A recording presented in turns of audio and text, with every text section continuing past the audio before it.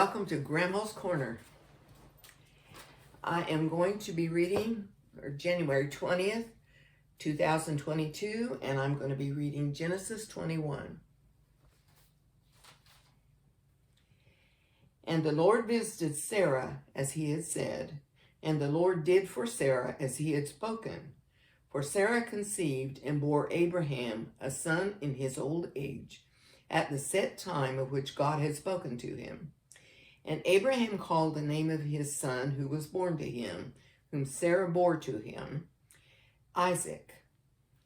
Then Abraham circumcised his son Isaac when he was 8 days old, as God had commanded him. Now Abraham was 100 years old when his son Isaac was born to him. And Sarah said, God has made me laugh, and all who hear will laugh with me. She also said, who would have said to Abraham that Sarah would nurse his children? For I have borne him a son in his old age. So the child grew and was weaned. And Abraham made a great feast on the same day that Isaac was weaned. And Sarah saw the son of Hagar, the Egyptian, whom she had borne to Abraham, scoffing. Therefore she said to Abraham, cast out this bondwoman and her son, for the son of this bondwoman shall not be heir with my son, namely with Isaac. And the matter was very displeasing in Abraham's sight because of his son.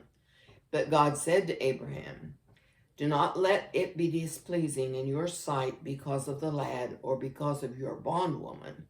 The lad whatever Sarah said to you, listen to her voice. For in Isaac your seed shall be called. Yet I will also make a nation of the son of the bondwoman, because he is your seed. So Abraham rose early in the morning and took bread and a skin of water, and putting it on her shoulder, he gave it and the boy to Hagar and sent her away.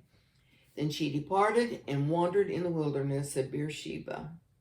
And the water in the skin was used up, and she placed the boy under one of the shrubs. Then she went and sat down across from him at a distance of about a bow shot. For she said to herself, let me not see the death of the boy. So she sat beside him and lifted her voice and wept. And God heard the voice of the lad. Then the angel of God called to Hagar out of heaven and said to her, what ails you, Hagar? Fear not, for God has heard the voice of the lad where he is. Arise, lift up the lad, and hold him with your hand, for I will make him a great nation. Then God opened her eyes, and she saw a well of water, and she went and filled the skin with water, and gave the lad a drink. So God was with the lad, and he grew and dwelt in the wilderness and became an archer. He dwelt in the wilderness of Paran, and his mother took a wife for him from the land of Egypt. And it came to pass at that time that Abimelech and Phicol, the commander of his army, spoke to Abraham, saying, God is with you in all that you do. Now therefore swear to me by God that you will not deal falsely with me, with my offspring, or with my posterity, but that according to the kindness that I have done to you, you will do to me, and to the land in which you have dwelt. And Abraham said, I will swear. Then Abraham rebuked Abimelech because of a well of water which Abimelech's servants had seized. And Abimelech said, I do not know who has done this thing. You did not tell me, nor had I heard of it until today. So Abraham took sheep and oxen and gave them to Abimelech. And the two of them made a covenant.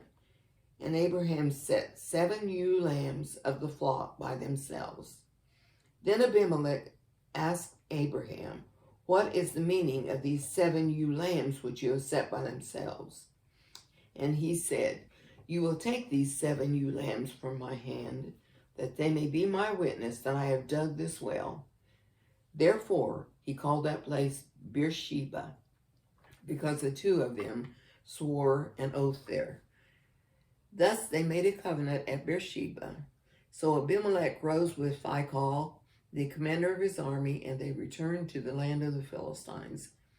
Then Abraham planted a tamarisk tree in Beersheba, and there called on the name of the Lord, the everlasting God. And Abraham stayed in the land of the Philistines many days.